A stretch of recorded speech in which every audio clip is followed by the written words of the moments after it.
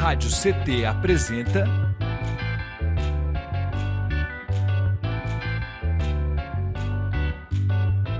CT na Cultura, com Meire de Origem. Um programa do Sindicato Nacional dos Servidores Públicos Federais da área de Ciência e Tecnologia do setor aeroespacial. Salve, salve, web espectadores, ouvintes e ouvintas da Web Rádio CT. Está começando mais um episódio do CT na Cultura. Comigo, Meire de Origem, uma realização do Sindicato dos Servidores Públicos Federais da área de Ciência e Tecnologia do setor aeroespacial aqui em São José dos Campos. E vocês se conectam conosco pelo nosso canal do YouTube Rádio CT. Se você não for inscrito, já se inscreve aí, né? Que é para ajudar a gente a engajar aqui, né? Esse perfil. Já deixa seu like aí também, que é para engajar o vídeo. E ó, tá rolando um chat aqui embaixo. Então agora eu vou apresentar a minha ilustríssima convidada. E aí vocês já podem descer aqui para ir dialogando com a gente, que eu vou adorar descer para bater papo com vocês aí também, certo? Bom, recados dados, no episódio de hoje, eu converso com ela, que é escritora de poemas, contos, crônicas e livros infantos juvenis, violeira, fazedora de tambores, caixas de folia, caixas do divino, alfaias, atabaques, etc. Luthier, ela vai depois explicar melhor, de violas, caipiras e rabecas. Publicou simplesmente 7 livros, sendo 3 de contos e poemas e 4 infantos juvenis. Gente, aqui é só um pouquinho de tudo que ela é e representa aqui para nossa cidade, para nossa região. Então, com muito carinho, né, eu apresento para vocês essa maravilhosa Miriam, mais conhecida como Miriam Violeira. Seja muito bem-vinda. Olá, pessoal. Feliz em poder participar aqui do programa, conduzido pela Meire, né, de Origem, que eu já conhecia, já conheço sua fama, né, nos palcos, o seu trabalho na arte, né, como fomentadora da cultura, da cultura urbana e da música aqui em São José dos Campos. Então, quando eu fui convidada, fiquei muito contente e estou aqui à sua disposição. Ai, eu que fiquei contente. Olha o sorriso, tá até já doendo aqui, ó. Eu quero aproveitar e já mandar um beijo e agradecer a minha querida amiga Silvia Neri, essa maravilhosa também das artes aqui, que fez a ponte, né? Me cedeu aí. Eu queria conversar com ela. Ela, então toma o contato, vai lá. E deu certo. Obrigada por aceitar o convite, Rainha, e obrigado por abrir sua agenda, né? A gente sabe que a gente está aí lutando, fazendo várias coisas, né? Mas eu queria que para a gente começar aqui do começo, você falasse para a gente quando foi que o bichinho da arte te picou, assim? Como que aconteceu? Se teve a ver com território, se foi uma herança familiar, quando que você se encontrou assim nas artes? Sim, desde criança eu gostava já dos tambores. O primeiro instrumento que eu me interessei foi por tambor. Então, quando eu tinha 9 anos, eu tirava o fundo pegava latas grandes, tirava o fundo, pegava um plástico resistente, amarrava com elástico e ficava tocando tambor. Então, a primeira referência de instrumento e de fazer instrumento para mim foi nessa idade, né, na infância. E a questão de música, como antes dos 9 anos, dos 5 aos 9 anos, eu morei em roça, literalmente. Meu pai era motorista de uma fazenda e nós morávamos numa casa de colono e plantávamos a maioria das coisas que comíamos. Tínhamos horta, plantação de feijão, plantação de milho. Então, eu fui criada nesse ambiente de saber a lua melhor para colher o milho, de ter que aguar a horta de manhã cedo. E a música que era referência era a música caipira, Caipira. porque assim, na década de 70 a televisão ainda era bem precária, né? E Sim. ainda mais na região rural. Então nós tínhamos uma TV pequena em preto e branco, só que à noite ela só pegava chuvisco. E aí a gente largava aquilo para lá e ia para a cozinha escutar rádio. Então a gente tinha um rádio de pilha amarelinho em que ouvíamos o programa do Zé Bétio, que é um programa de música caipira muito antigo. E ficávamos lá à noite, ouvindo música caipira, papeando, fazendo, né, esperando a mãe fazer broa, conversando sobre coisas, né, do dia a dia. Então eu cresci sabendo música, bastante música caipira. Letras de música caipira muito antigas eu conheço porque eu ouvia desde criança.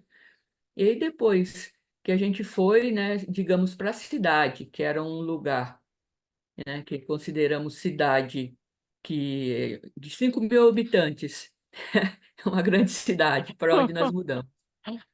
Lá eu passei a ter referência da vizinha lá de casa, que inclusive era minha professora de matemática, que ela ouvia muito MPB. E ela emprestava discos de MPB para minha mãe e gravava fitas para nós também. Então, aí nesse período, a partir dos 9 anos, eu comecei a ouvir bastante MPB também. Então, só que a referência era sempre as que a minha mãe gostava de ouvir. Então, Sim. tem cantores boêmios, tipo Nelson Gonçalves. Então, eu Uhum. sei de cor Nelson Gonçalves, Altemar Dutra, esses bem antigos, eu sei, porque minha mãe ouvia e eu decorava, assim, era de lei eu decorar as músicas, né? E depois veio a questão, eu toquei na fanfarra, toquei tarol na fanfarra, porque eu aprendi sozinha, né, com os meus tambores e com as panelas lá de casa, as mesas que eu batia em todo lugar. Daí com isso eu toquei na fanfarra. Depois, no início da adolescência, eu me interessei por violão. E aí meu pai comprou um violão para mim, usado lá, e eu comecei a ter aula de violão. Depois eu mudei de novo de cidade, fui para Minas. Lá não tinha quem me ensinasse, só que eu tinha um amigo que tocava violão. Então a gente usava, o meu violão ia para a escola quase todo dia. A inspetora era nossa amiga, mas a diretora proibiu. Aí o que a gente fazia é que todo mundo gostava de nós, né? Mas só que a diretora queria ser durona. Ela proibiu da gente entrar com violão. Daí a cozinheira escondia o violão para nós na cozinha. Aí depois que todo Ah, mundo entrava, a inspetora ia para a sala dela também. Daí um de nós ia correndo na cozinha, buscava o violão e levava para a sala de aula. Daí depois que a professora dava as matérias, ela deixava a gente ficar cantando e meu amigo tocando violão. Então, essa aí foi a referência inicial de música. E, paralelo à música, eu me interessava muito em ficar nos horários de intervalo na biblioteca lendo. E a minha leitura inicial foi a poesia, porque talvez por causa, eu creio que tenha sido por causa da rapidez da informação que vem com a poesia, né? Que o que acontece hoje com a informação eletrônica, de você ver coisas rápidas e entender coisas rapidamente, para mim, isso ocorria lendo poesias. Porque hum, dependendo do poema, se você lê 4 linhas, você tem o impacto de quem leu um livro inteiro, sim. né? Dependendo do poeta. E desde que eu comecei a ler, eu já me interessei pelos grandes nomes, pelos clássicos, né? Então, eu ficava na biblioteca lendo Manuel Bandeira, lendo Drummond, lendo Fernando Pessoa. Então, eu já cresci com uma visão bastante crítica em relação à escrita, né? Aos poemas. Daí, assim foi. Depois, com 17 anos, eu vim para São José dos Campos e, no primeiro momento, não fui fazer nada de arte. Fui fazer faculdade de economia, de ciências econômicas. Gente, Só que, sim, minha primeira formação é economista. olha Só só. que no quarto ano de economia, eu vi a minha deficiência em comunicação, porque eu era a verdadeira CDF, assim, sempre entre as melhores notas. Só que na hora de uma entrevista para um estágio, alguma coisa assim, eu travava as 4 rodas, tremia, gaguejava, era horroroso, assim. E tinha uma colega que trabalhava na Fundação Cultural. Então eu falei para ela que me interessaria em conhecer a fundação, fazer algum curso. Ela me levou e eu fiz um curso de teatro no quarto ano de economia, de Olha aí. ciências econômicas. E aí foi o que destravou, né? Que daí eu conheci, Aham, além do curso de teatro, conheci várias pessoas da área. Aí no quinto ano de economia eu não fiz nada relacionado à arte, porque eu fazia estágio em Taubaté e estudava em São José. Então, assim, era levantar às 5 da manhã e dormir à meia-noite, né? Então não sim. dava. Daí, logo que eu terminei a faculdade, terminou o estágio também, e esse intervalo que eu fiquei sem emprego, eu voltei a frequentar a Fundação Cultural, e o pessoal que tinha feito o curso comigo estava com uma peça infantil. Vamos jogar o jogo do jogo. E eles estavam precisando de um personagem. E daí caí ali e já fui fazer o personagem. E aí ensaiei, nós nos apresentamos em vários lugares. E eu comecei a dar aula como professor eventual aqui na Escola do Cajuru, que eu moro no Campo de São José, Zona Morei Leste, São José muitos dos anos Campos. na Pousada do Vale. Você estava falando da roça e eu cresci na época que a Pousada era roça. Eu acho, é porque eu sempre penso que o seu rosto é um pouco conhecido. Talvez eu tenha É. até dado aula para você. Pode ser, porque cheguei a estudar tanto na Pousada, na escola de madeira lá na época, Sim, né? E depois estudei uma época quando eles estavam reformando, uma época que estava reformando algumas das salas, que era container também, né? Aí a gente sim. ficou um tempo no Campo São José, eu lembro disso, assim. É porque lá na Pousada do Vale tinha duas salas de tijolos, né? Daí É, tinha dois ou três containers e e uma era sala de madeira, madeirite. de madeira, isso Nossa, mesmo. Nossa, os alunos assim sofriam e para coordenar a criançada nesse esquemão aí, né, de nossa, container, era uma que quando loucura. chovia, chovia lá dentro, quando fazia calor, Sim, esquentava e tudo, e fora o quando era tempo que a frio, gente era frio. andava para chegar lá, porque não tinha locomoção, não tinha nada. Então a gente ia a pé e eu morava bem longe, assim. Eu lembro que era tipo uma caminhada infinita, assim, beirando a Uhum, mata. Aí você sim, falou aqui da sua criação, eu lembrei assim da minha, que embora já não fosse tão nesse contexto dos anos 70, né? Mas também era para mim assim, era uma loucura. A gente andava a cavalo, né? sim. Outro A criançada mundo. levava fruta para mim, colhida no quintal deles. E era interessante que as crianças torciam para que a professora deles faltasse, porque como eu era eventual, eu só dava aula se os professores faltassem. Faltassem. Aí tinha criança que tinha a manha de ficar no ponto de ônibus esperando, torcendo para a professora faltar. A Olha. professora faltava, eles desciam aquela escadinha ali no pinote, gritando: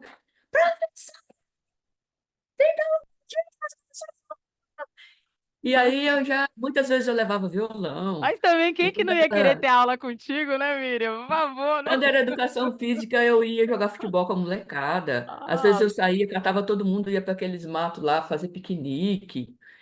E dava também a matéria e tal, mas assim, era uma coisa bem no estilo educação, educação popular, assim, né? De é isso. aprender E é no nessa educação diálogo, que eu na acredito, assim. cantoria, né? Uau. No bem-estar da convivência, né? Sim, E, e aí o que aconteceu foi que, nesse período que eu estava dando aula e fazendo teatro, surgiu o concurso da Fundação Cultural. No departamento financeiro tinha uma vaga. E era o único que me cabia por causa da faculdade que eu fiz, né? Porque sim. as outras áreas eram humanas e as ciências econômicas é ciências sociais aplicadas. Então eu só pude fazer no financeiro. E tinha uma vaga só e eu fiz, tirei em primeiro lugar sozinha. E aí eu comecei a trabalhar e vi que tinha os vários cursos que eu poderia fazer lá na fundação. Eu fui participar na época eram comissões, né? Então eu era da comissão de teatro, era da comissão de literatura e entrei para fazer aula de viola caipira por causa da minha referência rural. Eu Sim. gostava de música caipira. Eu falei, nossa, eu gosto de música caipira, quem sabe eu aprendo a viola caipira. E comecei a fazer aula de viola caipira numa semana. Na outra, o maestro me chamou para aprender direto na orquestra. Como eu já era bastante musical, tinha ritmo, ele preferiu que eu já aprendesse direto na orquestra. Daí, dessa forma, eu fui para a orquestra. Então, daí eu fiquei participando da orquestra de viola, da comissão de teatro, da comissão de literatura, e começamos com um evento também em 97, não, era em 96 a gente já fazia, chamado Celebração ao Renascimento da Poesia, que nós levávamos alguns instrumentos, alguns microfones bem precários para a praça. Foi quando o Pânico começou com os celebreiros. Eu sou do início dos celebreiros, Caramba, do início de tudo, assim. E caramba. a avó do Pânico colocava todos os equipamentos no carro dela para nós, levava para alguma praça e a gente ficava lá, declamava. Eu comecei a me interessar em escrever poema. Daí as pessoas, os passantes participavam, as pessoas moradores de situação de rua participavam. E daí foi fomentando essa questão, né, da minha participação na arte. E aí, o meu grande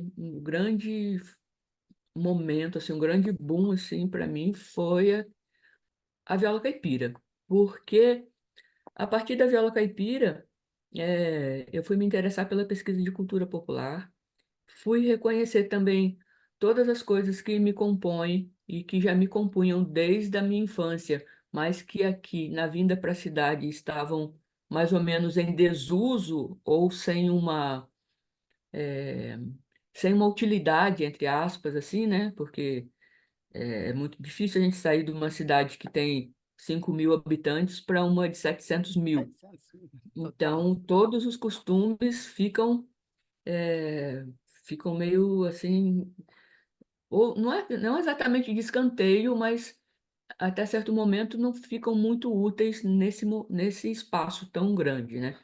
Então, a gente tem um período de adaptação e a viola caipira, para mim, foi isso, essa questão de compreender no primeiro momento que a cultura que me forma vai comigo para onde eu vou, que é nômade, né? Sim, E a viola caipira trouxe à tona muito essa realidade para mim, de que eu poderia usar tudo que já era da minha bagagem em qualquer lugar que eu estivesse. E eu comecei a aprender a tocar viola, a conviver com os violeiros, a conhecer muitas pessoas no país que tocam viola, e comecei a compor músicas para viola caipira também. Comecei a me dedicar à pesquisa de viola caipira e à pesquisa de cultura popular a partir da viola caipira, mais a fundo.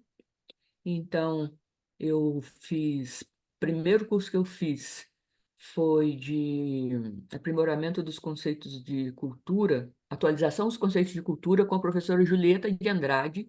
Inclusive, ela é prima do Drummond, do poeta Drummond, prima de segundo grau. E ela é especialista, ela faleceu tem pouco tempo. Ela era representante do Brasil na Alemanha, na cadeira de folclore. Uma mulher olha, genial, assim. E eu fiz esse curso com a professora Julieta de Andrade. E nesse curso, para finalizar o curso, ela nos pedia que fizéssemos um relatório chamado Autorretrato, como finalização de curso, e entregássemos no Museu do Folclore.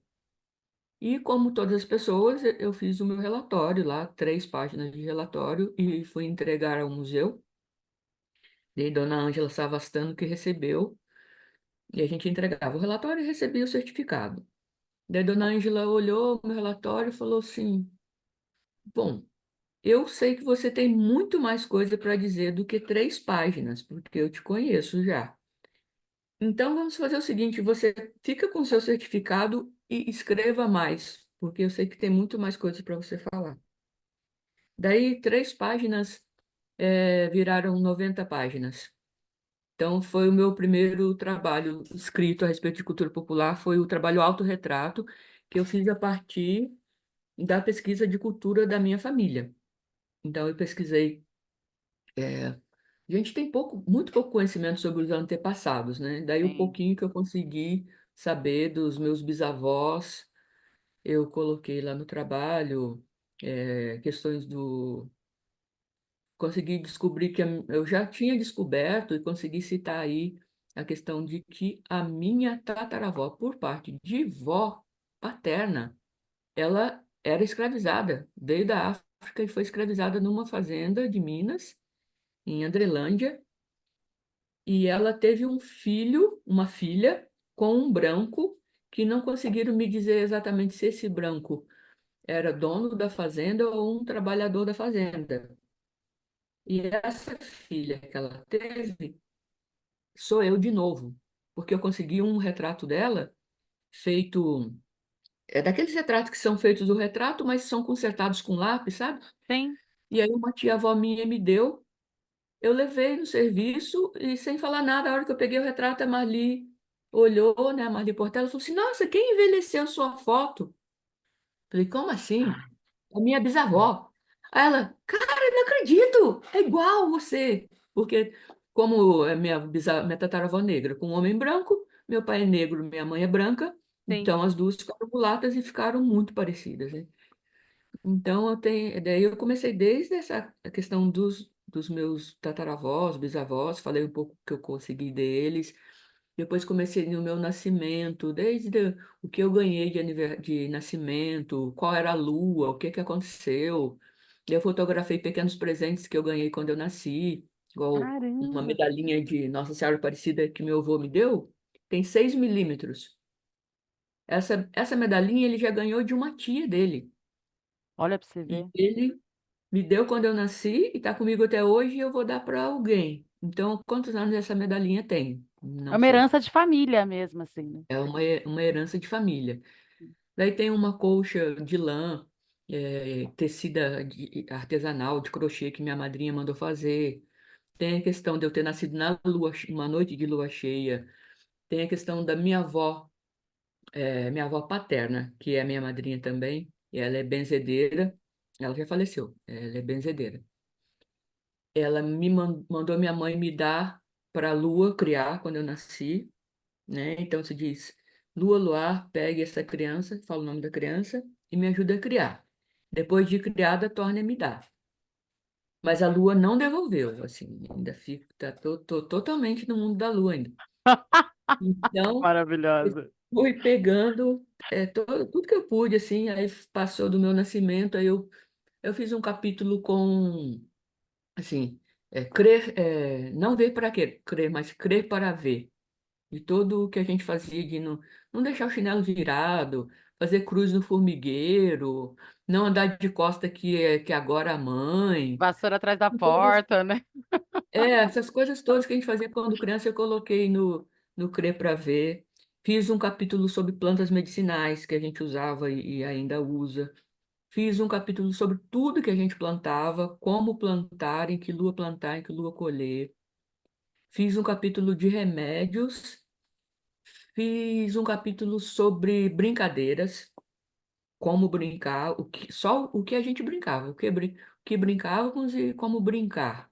E nas brincadeiras musicadas, as músicas que nós cantávamos. E tem um capítulo de causos, porque tem vários contadores de histórias, né? Que é uma coisa também bastante típica de região rural, ter lobisomem, ter mula sem Sim. cabeça, ter mesmo, vai falar que não tem, né? Não é? Loura do Mas, banheiro, nas escolas. o louro do banheiro é mais urbana, Mas eu lembro que lá no Cajuru falavam muito, assim, eu quase, enfim, era é doideira. quase não ir ao banheiro, né? Quase nenhum banheiro. Então, e onde eu morava, assim, quaresma, nossa, você não via gente na rua, porque era a época que mais tinha assombração. E todo mundo tinha medo. Se você pode ser a pessoa mais, uma pessoa menos medrosa. Se alguém chegasse e contasse uma história de assombração, aquela pessoa não ia no quintal sozinha de jeito nenhum. De jeito nenhum. E, então eu fui criada Tava com esses nessa casos. panela cultural aí. Que demais. E perdi onde eu. Então. Daí eu escrevi o primeiro livro, que foi o Autorretrato, que foi esse livro de pesquisa sobre a cultura da minha família. E minha, né? Depois escrevi a minha parte escolar, desde do primeira série até me formar, e fui. Só que eu peguei esse livro de pesquisa, que eu escrevi com todo zelo, e pedi para o Paulo Freire, violeiro, fazer o prefácio. E ele me mandou um bilhetão dizendo que não faria o prefácio, porque aquilo lá era um livro técnico e ele queria um livro com a poesia das músicas que eu já escrevia para viola, que eu já estava compondo nessa época, né? Então, que ele queria fazer o prefácio de um livro poético, ele não queria um livro de pesquisa. Daí eu falei assim, uai, mas então o que que eu faço com esse livro aqui? Ele falou, não, ué, esse é um livro técnico, está escrito, está pronto. Faça, com base na sua pesquisa de família, um livro poético. Daí eu poderia ter batido nele, mas eu aceitei a provocação e escrevi o livro Navegação, que foi meu primeiro Uau. livro de contos e poemas, que eu escrevi a partir dessa pesquisa, mas outra coisa, poético, Sim. os contos, os contos são prosa poética e, e os poemas ficaram muito bons também, não é para me gabar. No ano que eu escrevi esse livro, eu ganhei o mapa cultural na fase municipal. E eu foi o único. Eu só posso participar quando é algum concurso estadual. O que é municipal, eu não posso. Mas como o mapa cultural é um projeto do governo do estado, eu pude participar. E tinha um prêmio de R$ 1.000. E eu tirei em primeiro lugar e recebi R$ 1.000. E foi o dinheiro que me ajudou a publicar o primeiro livro. Olha, E aí eu juntei mais um pouquinho e sim. consegui publicar o primeiro livro. E depois, o segundo livro, que é o Ocre, Fragmentos de Arte. Está até aqui. A navegação está por aí. O Ocre, Fragmentos de Arte é esse. Depois você manda as fotos e a gente coloca aqui também para o pessoal que está em casa nos assistindo poder ter Tá. acesso das O capas. Ocre foi curioso porque eu fui convidada para participar de um congresso em Campos do Jordão, que era um congresso de oftalmologia, só que para quebrar o gelo daquela questão científica, eles deixaram uma parte, uma sessão só para arte e cultura do Vale do Paraíba. Então foram diversos artistas, escultores em argila, escultores em madeira, luthier, e eu fui com os meus tambores.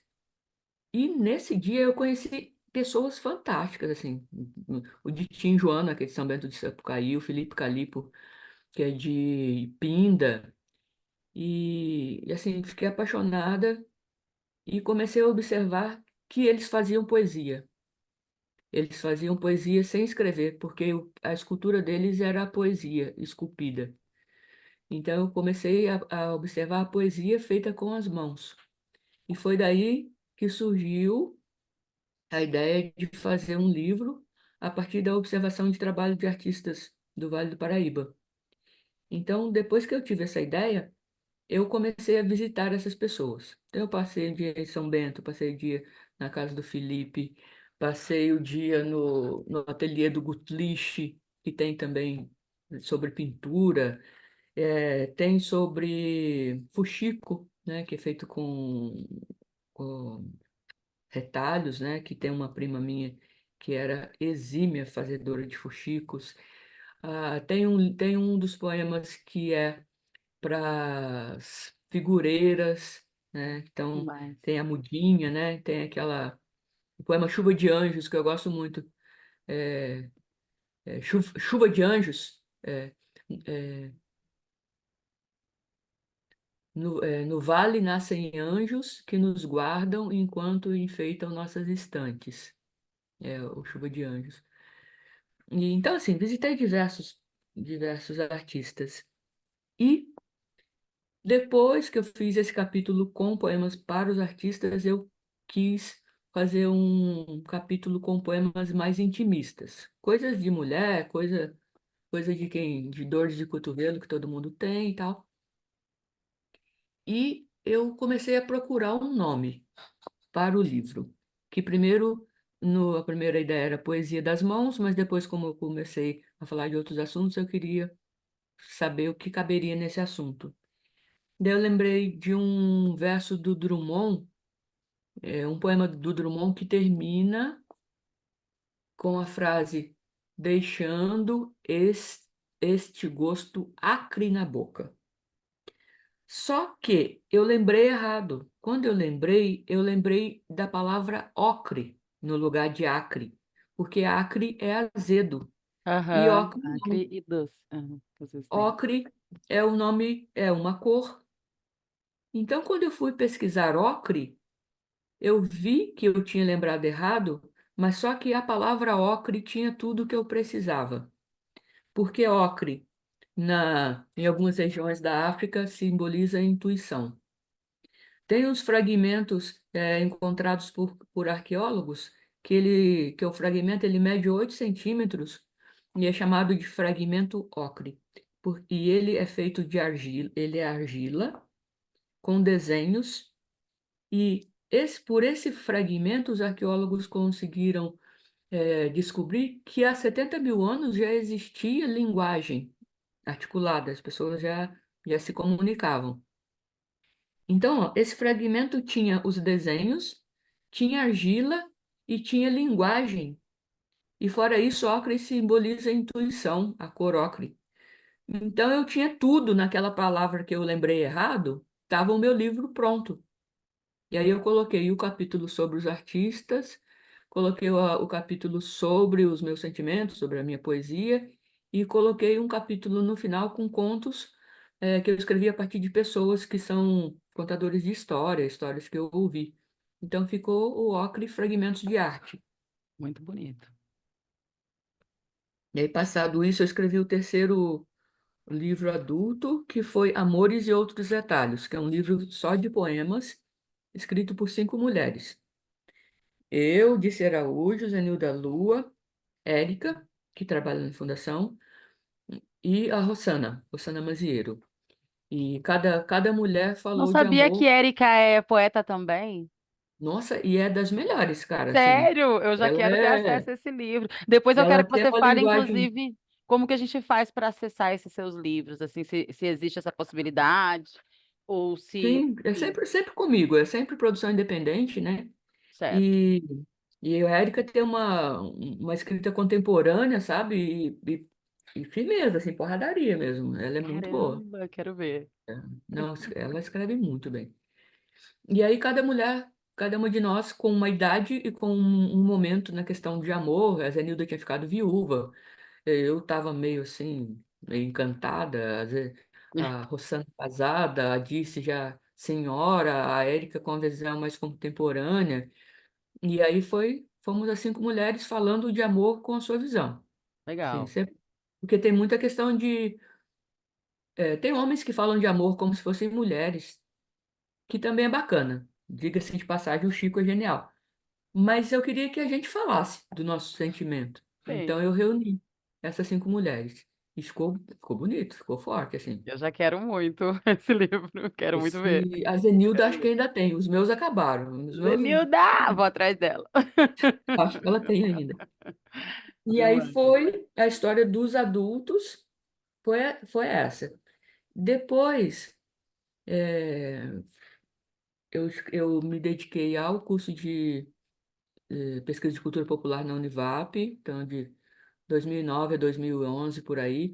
Daí eu fiz um trabalho com as crianças da minha rua, aqui no campus de São José, que foi uma Uau, pesquisa sobre brincadeiras de rua, foram formas de sociabilidade presente nas brincadeiras de rua. E como eles cresceram comigo sendo um deles, uma delas. Então, assim, ao ponto de criança bater na minha casa e perguntar para minha mãe se eu podia sair para brincar. brincar! Isso eu depois de adulta. E aí a mamãe, vou ver se ela pode, não sei o que lá. Minha mãe entra bem no clima, assim. E aí eu já vivia no meio delas e como eu levei todas eu peguei uma Kombi, e no dia do lançamento do meu primeiro livro eu levei a molecada de Kombi. E a partir disso eu eu brincava na rua, mas eles se interessavam pelas minhas coisas também. Então, a partir disso, aqui em casa a garagem virou um espaço cultural. Daí eu montei para as crianças uma mini biblioteca solidária. Toda semana tinha leitura, roda de leitura, trazia pessoas para fazer oficinas, juntava um monte de amigos, levava a molecada para assistir apresentações no centro, teatro, música, festival de dança. Depois um amigo veio dar aula de violão gratuita toda semana, e aí reformamos um monte de violão quebrado e a criançada fazia aula de violão. Então, eles tiveram contato no campo de São José, a criançada tinha contato com arte, com lançamento de livro na garagem, participavam de saraus, tinha pessoas que vinham dar oficinas aqui, e depois a gente batizou o nosso projeto como Jardim de Todos, que é o professor Carlos Rodrigues Brandão, Sim. antropólogo, não sei se você conhece. Ele faleceu ano passado, fez um ano ontem a partida dele. Ele vinha para São José e ele não aceitava ficar em nenhum hotel bacana que queriam colocar ele. E ele falava: vou ficar na casa da Miriam Cris, porque lá tem tudo que eu preciso. Chegava aqui e ia para a varanda ler para as crianças. fez lançamento de livro, lia com eles, ficava à vontade, minha mãe sabia as coisas que ele gostava de comer. E ele tem um livro chamado Jardim de Todos. E aí o nosso projeto, o nosso grupo, a gente colocou o nome de Jardim de Todos, Núcleo de Arte e Educação Solidária. E aí por 11 anos teve esse movimento aqui em casa, sem Incrível. nenhuma verba, com amigos que vinham carregar as crianças junto comigo e traziam carro. Quando precisava de, sei lá, a gente vai precisar de banco. Aí a criançada fazia igual passarinho, cada um voava. Quando eu olhava, já tinha um monte de banco dentro da varanda, sabe? Que demais. Ah, vamos fazer a festa junina. No princípio do ano, todo mundo juntava latinha. Daí, no princípio de junho, traziam. Aí tinha o dia da amassar latinhas. E uma festa, Todo cada mundo um amassando amassava latinha. latinha. Daí, com o dinheiro das latinhas, eu comprava material descartável. E o alimento, cada família fazia um prato. Aí, essas coisas que eram mais pesadas, assim, cortar bambu para enfeitar a rua, um pai ia, cada um pegava alguma lenha velha na sua casa, fazia fogueira, todos Sim. ajudavam nas bandeirinhas, e tudo para todos, sem ninguém tirar dinheiro do bolso, né? Assim, de forma literal. E nunca deu problema. E eles cresceram nesse ritmo de colaboração, de partilhar trabalho, de partilhar participação e espaço e alimento.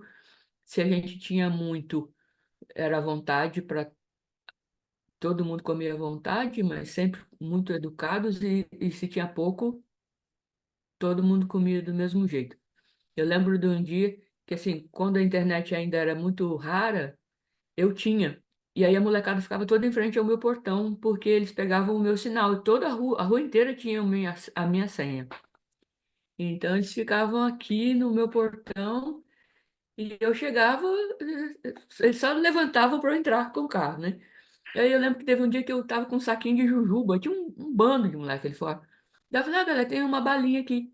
Aí eu lembro deles tirando aquela balinha e um mordendo, o outro mordendo, sabe? Todos comeram chupar aquela bala que era o Sim, mínimo, mas todo mundo comeu, porque sim, a todo mundo partilha. dividiu, sabe? Demais. Então, eles cresceram com isso, sabe? Dos meus trabalhos, assim, das coisas que eu fiz, esse trabalho é uma coisa que me orgulha, assim, sabe, né? É aquele orgulho de vaidade, mas é uma coisa que, assim, eu sou grata por poder ter feito isso. Satisfação E pessoal hoje, também. hein? Sobre satisfação pessoal, né? É, e se você for procurar na rua hoje, não tem ninguém aqui, porque tem uma fazendo mestrado em Brasília, trabalha no SEIBM. Tem outra que fez economia na Federal de São Bernardo, já está trabalhando efetiva num banco. O filho do sorveteiro, com todo respeito ao sorveteiro, é advogado, sabe? Os filhos da merendeira, tem uma que fez educação física, a outra fez logística, o outro está no segundo grau. Tem dois meninos que fizeram Senai e já trabalham. Tem um menino que teria tudo para não dar certo, que morava do lado da minha casa, e era ele e mais duas irmãs. Três crianças ficavam sozinhas em casa para a mãe trabalhar. Ele cozinhava para as duas irmãs. Cresceu, fez gastronomia, está trabalhando num restaurante super chique. Então, assim, contrariando a As estatística, estatísticas. o que que é a educação, uma gota de boa vontade e de vida comunitária pode fazer numa rua, Demais. né? Miriam, Então, esse é um trabalho realmente que eu gosto. E nessa questão dos livros, eu fiz esse trabalho sobre brincadeiras de rua. Depois eu fiz um curso sobre contos de fada na Fundação Cultural e me encantei com a questão de querer escrever para crianças. E no, Eu cheguei do curso e já sentei e escrevi o primeiro livro, que foi Tuco, o Catador de Palavras, porque eu queria escrever sobre um herói possível, um herói que não tivesse superpoderes e que fosse a cara dos meninos do Brasil. Então eu escrevi Tuco, o Catador de Palavras, que é um menino mulato, do cabelo bem enroladinho, castanho, com mechas abóbora coloridas pelo sol, porque ele um filho de catadores de papelão, que sonha em aprender a ler e escrever e vai buscar isso com os recursos da rua. Então, trabalhar com esse livro tem sido gratificante porque as crianças abrem os olhos para um mundo que é invisibilizado, né? O mundo das pessoas que trabalham nas ruas, as pessoas que moram nas ruas. Então, tem sido gratificante trabalhar com esse livro, que as pessoas estão ali e não são vistas. E então a literatura, eu comecei na literatura infantil com Tuco. Depois eu escrevi Ratinho Ratão, que fala do medo que os adultos passam para as crianças, que apareceu um camundongo na minha cozinha, eu fiz um escândalo, meu sobrinho pensou que era um monstro. Então esse é o Ratinho Ratão. Depois eu tive Jade, uma boneca muito especial, que trata da questão de preconceito e da identidade, de como se tratar o diferente. Depois, eu escrevi o Tuco, o volume 2 do Tuco, que é o Tuco e a Escola do Moinho, que foi cobrado pelos adolescentes. Porque como o Olha. sonho do Tuco é ir para a escola, no primeiro livro ele aprende a escrever, mas não vai para a escola. Então eles falaram, e aí, tia, o Tuco não vai para a escola? Então eu escrevi o Tuco 2 por cobrança dos adolescentes. Então eu tive que dar um jeito, criar um contexto de fazer com que esse menino, sem nenhuma condição, tenha uma escola. Então vocês vão, quem lê, vai ver que escola diferenciada é essa e como ela pode ser composta, formada. Então o que eu tenho trabalhado atualmente é com o lançamento, com as oficinas do Tuco, o Tuco Catador de Palavras e Tuco, a Escola do Moinho. Continuo me dedicando a fazer instrumentos, né, os tambores, as violas caipiras que eu faço no porão da minha casa, e também estou São bastante envolvida. comercializados, Miriam? As pessoas São, podem. os tambores são. As violas eu faço mais para uso próprio, para os meus sobrinhos e tal, porque viola demanda um tempo muito maior de dedicação e trabalhando em horário comercial na Fundação Cultural sobra pouco tempo. Mas os tambores, como são mais rápidos, eu aceito sim encomendas. E assim, Legal. tem mais de 100 rodando por aí. E tenho também trabalhado bastante no contexto de ser atuante no grupo Mulheres Violeiras, porque nós formamos um grupo de WhatsApp que tem quase 50 mulheres do país todo. A partir de uma questão de exclusão das violas no meio da viola caipira, porque quando eu era nova, assim, logo que eu comecei, era bastante raro você encontrar mulher na viola caipira. Uhum. Então a gente conversava bastante com a Inesita Barroso, que estava sempre conosco, e ela falava da dificuldade das mulheres na viola, que na década de 50, quando ela era mocinha, as mulheres, sem desmerecer as prostitutas, quem gostava de instrumento musical era considerado prostituta. Então ela ia para a roça, né, eles parentes, e ficava lá no curral junto com os retireiros para poder cantar música caipira e tocar sem ninguém perturbar. E só que agora, atualmente, o movimento de mulheres está crescente e tem mulheres excelentes na viola caipira, excelentes instrumentistas, excelentes cantoras. Só que como era um habitat, né, masculino, essa questão de utilização de terreno e de espaço é sempre um lugar de disputa, né?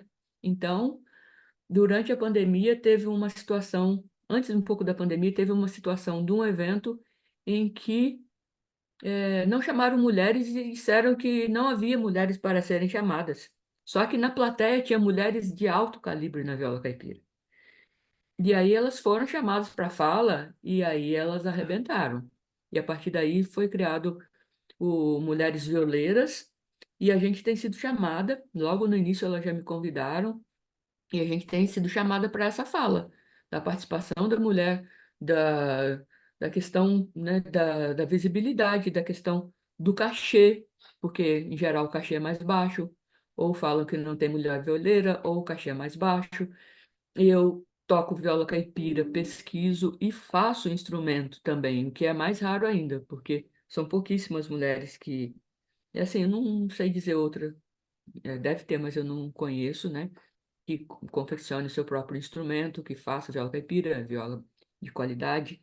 Então, tem todos esses impasses que estão acontecendo também em outras áreas da música, né? Que as mulheres estão entrando no samba, no choro, no hip hop, em todas as áreas, as mulheres estão entrando, estão atuantes e competentes. Só que não é, olha, linda, vem aqui, que bom que você está aqui. Não é. Você sabe que tem que peitar mesmo, tem que ir para cima, tem que mostrar trabalho, tem que disputar espaço. E isso está acontecendo na Viola Caipira, e está fantástico, estou adorando.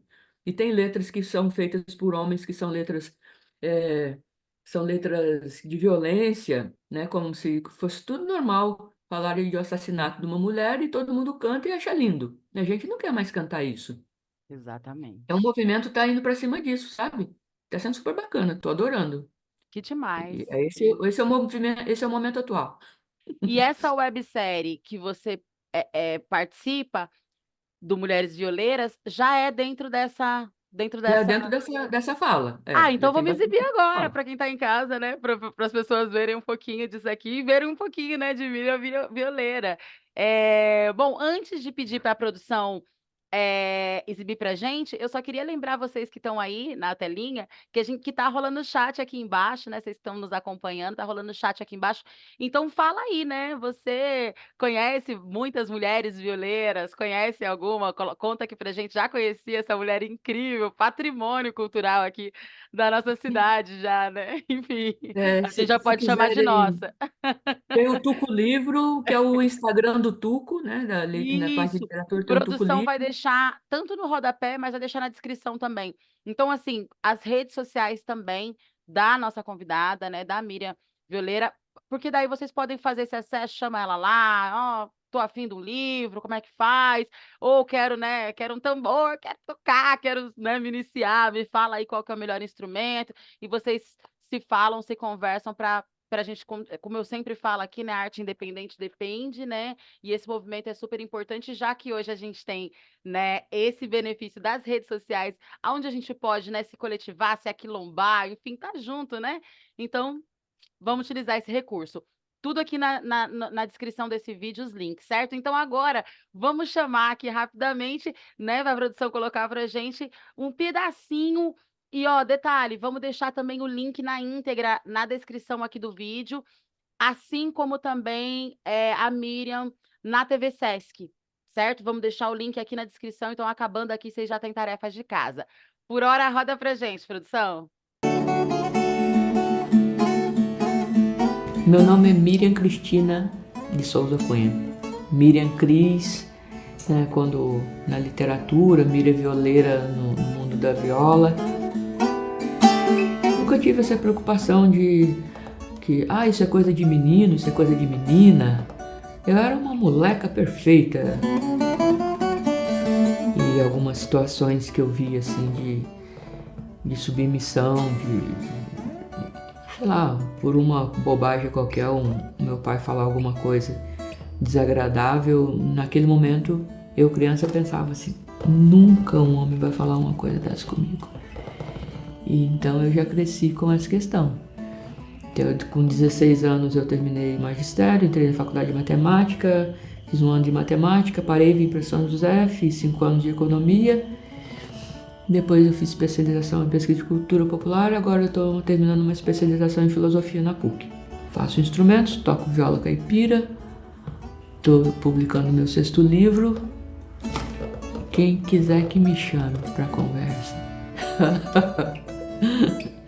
Quando pequena, o que me chamava mais atenção eram os tambores, antes da viola. Porque uma das minhas brincadeiras preferidas era fazer tambor, brincar de fazer tambor. Então eu tirava fundo de lata e eu pegava um plástico grosso, amarrava elástico e ficava tocando.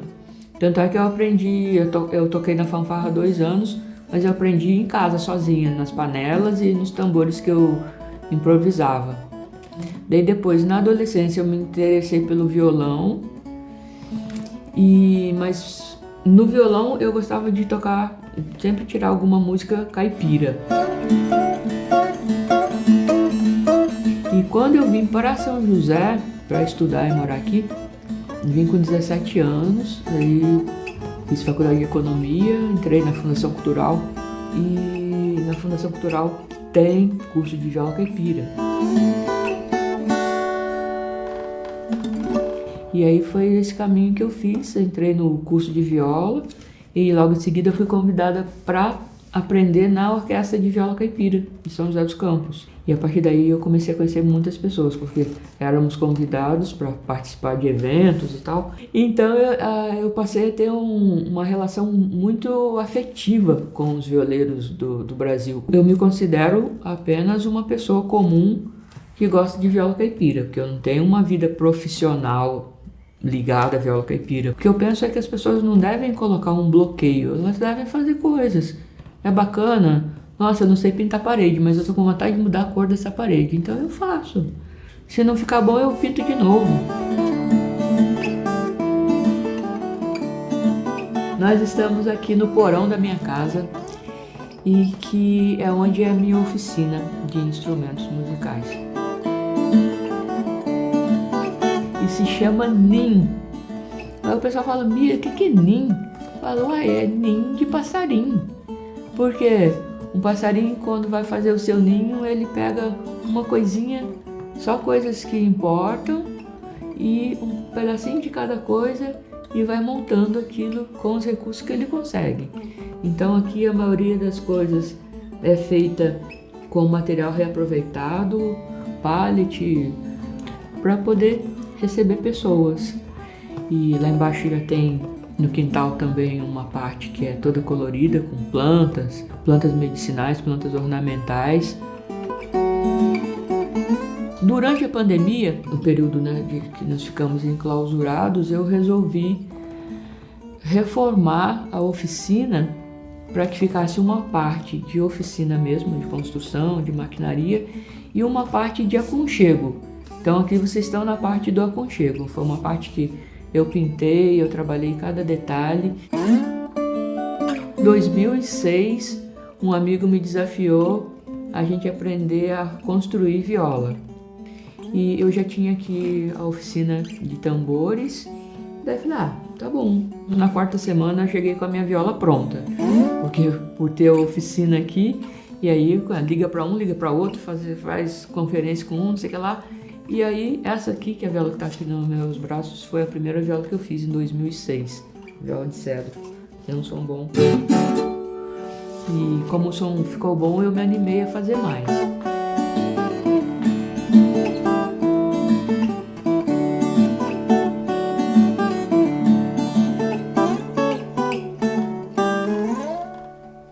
Foi em 98, por aí, que a orquestra resolveu fazer um CD com composições do grupo.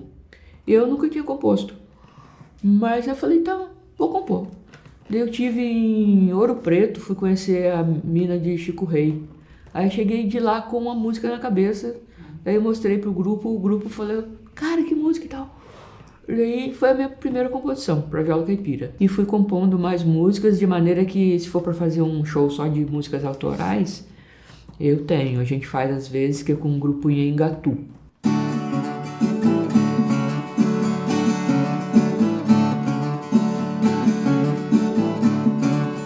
Cantador de beira de rio, menino cantador de beira de mar, joga os versos nessas águas, menino, pra sua morena banhar. Joga os versos nessas águas, menino, pra sua morena banhar.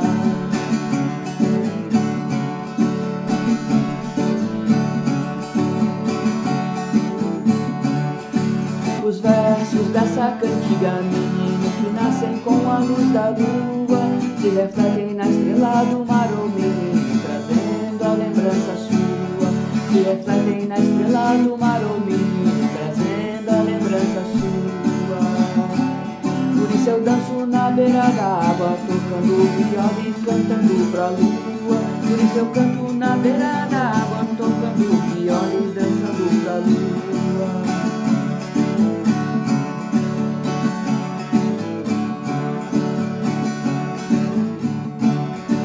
Os versos dessa cantiga, menino, que nascem com a luz da lua, se refletem na estrela do mar, oh menino, trazendo a lembrança sua.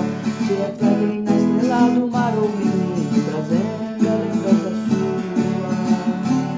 Por isso eu danço na beira da água, tocando viola e cantando pra lua. Por isso eu canto na beira da água, tocando viola e dançando pra lua.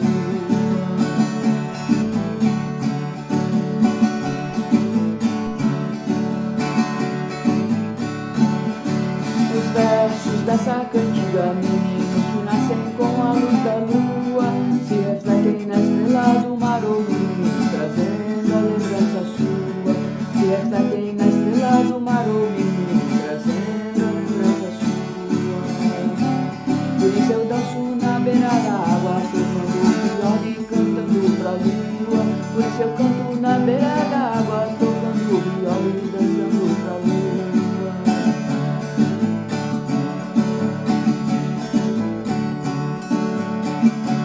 Que demais, gente. Olha, falei pra vocês que era uma convidada ilustríssima, né? Tá aí, ó, tá vendo? Missão dada, missão cumprida. Tudo certo. Miriam, eu quero te agradecer demais por abrir sua agenda, por vir bater esse papo com a gente, né? Por ter paciência, porque eu falei pra ela, gente, antes da gente entrar, eu falei, Miriam, a minha internet tá só. E ó, até a internet conspirou a nosso favor e deu tudo certo. Então, Miriam, fica à vontade para fazer as considerações finais. Eu já quero livro, eu já quero muitas coisas, eu já era sua fã e agora sou mais ainda. Fiquei muito feliz de conhecer um pouco aí dessa sua grande, né, trajetória e tão inspiradora também, assim, ter uma mulher, né, uma mulher preta, parda, né, uma mulher, né, como eu, que está aí, né, desbravando e sendo referência, né, que confecciona o próprio instrumento, gente. Compõe, faz poesia, faz tudo. Gente, incrível, assim, máximo respeito mesmo. Muito obrigada por ter aceitado o convite. O programa está de portas abertas e fica à vontade para fazer as considerações finais. Olha, meu máximo respeito para você também. Parabéns pelo programa. Fiquei muito feliz pelo convite. E vamos seguindo, né? Estamos juntos. Na luta é de em todas as bases e vamos para frente. Que eu puder colaborar aqui, estou aqui à disposição. Viu? Muito obrigada. Eu que agradeço que você continue aí nos inspirando, inspirando essas crianças, né, a nossa juventude, os nossos adolescentes, porque a gente sabe que exemplo para coisa ruim já tem bastante, né? Então que a gente utilize desse mecanismo que é a arte para inspirar para coisas boas, né, e para transformar as realidades. Gente, agradecer vocês também que estão do outro lado da telinha, que nos emprestaram o seu tempo, os seus ouvidos. Esse foi mais um episódio do CT na Cultura, uma realização do Sindicato dos Servidores Públicos Federais da área de ciência e tecnologia do setor aeroespacial aqui em São José dos Campos. Continue nos acompanhando aqui no nosso canal do YouTube. Toda semana tem conteúdo novo e nos acompanhe também nas redes sociais. A produção já deixou tudo para vocês aqui, ó, mastigadinho, só os links ali, pan, só chegar e clicar lá e migrar e já seguir, nos seguir e seguir também as redes sociais da nossa convidada de hoje, Miriam Violeira. E é isso, tamo juntos. Vejo vocês no próximo episódio e espero te ver em breve, Miriam. Um beijo. Até já.